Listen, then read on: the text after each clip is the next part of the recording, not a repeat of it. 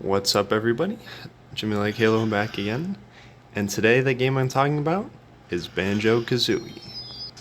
So this game was released in 1998 on the N64, and it was Rare's first time making their own 3D platformer. They made the Donkey Kong Game Boy games before this, and that's pretty much what they were known for at the time. They also did Battletoads, but Rare's mainly known. This was their like pioneer game, essentially, especially in the N64 time when 3D platforms were really becoming a thing and becoming popular.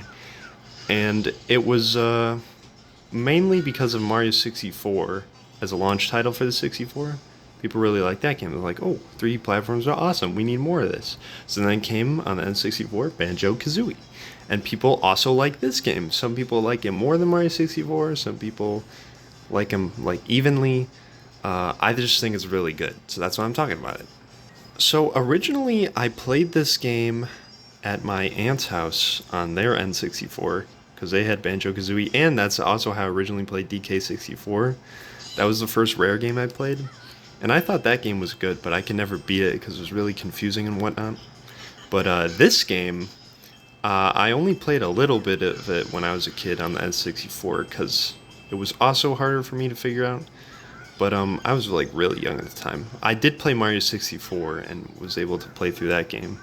And I love that game. But I didn't really play this game until actually just a few months ago. I was on Game Pass on my Xbox. I'm like, you know what?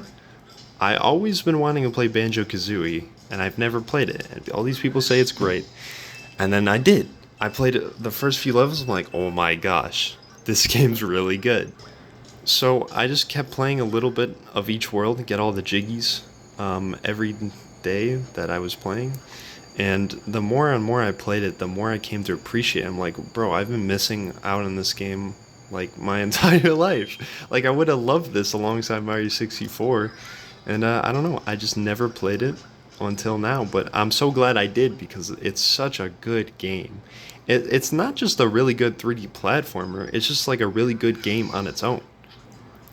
Now, this version of the game that you're watching right now, the Xbox version, was released on the 360 through the arcade, and it's HD and in widescreen, and it plays beautifully. This I would say is probably the best way to play the game. You could play it on the Nintendo Switch Online N64, but this definitely looks and runs better. It's also a lot cheaper to subscribe to, but whatever you want to do, you could also emulate an N64 emulator. I'm sure that's fine too.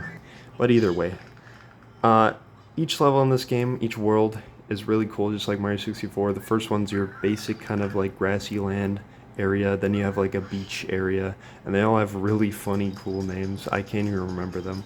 But this game is truly like a journey, an experience, just like Mario 64. Like that magic that I felt when I first played that game, it was very similar to my first time playing this game. Like, this era of games is super nostalgic to me, and even if I've never played it, or even if it's dated, I'd argue the art direction in this game looks so good that it doesn't even matter. And especially considering I played these games when I was young, it's definitely easy for me to play now. It doesn't really age for me at all. I think it aged extremely well, especially for being in 1998. I think it's just great. And this isn't even like blinded by nostalgia because, like I said, I didn't play this game as a kid. I just played it now, and I think it's great. So, if you're on Xbox, if you subscribe to Game Pass, and you're like, what should I play? Play this game, bro. I promise you, you won't be disappointed. Especially if you like 3D platforms like me. This is one of the greats, one of the best ones. I definitely highly recommend it. I'd say overall, it's probably a 9 out of 10 game. You could argue it's 10 out of 10. In fact, you could argue it's better than Mario 64. I wouldn't say that, but I'd say it's pretty freaking close. It's super duper good, super duper fun. Um, Now, I would talk about the second game, and I did play a little bit of it, but Banjo-Tooie is definitely still a good game, but the way it flows, like with the worlds, like people always say backtracking. That's the problem with that game. This game didn't have that problem. You go in a world, you get your jiggies, and that's it. Like you would get these little notes that you're seeing here, and you unlock an ability in each world. and it all just worked and flowed really well. The music as well in this game is incredible. It's so catchy and satisfying and fits so well. But as I was saying, this game has really good flow. Every area you go to feels very natural. It's not like super slow or badly paced, and you don't have to backtrack a lot like the second one. That's my only problem with it. Because the second one is fun, but man, it's just a slog to get all the jiggies and go through. But I haven't played the full thing, so I can't really say my entire opinion. But that game is good, but this game is really good, so that's the difference. But anyway, that's about all I had to say. I just wanted to make a video on this game because it was really good, and I just wanted to say so. So thanks for watching, and I'll catch you later.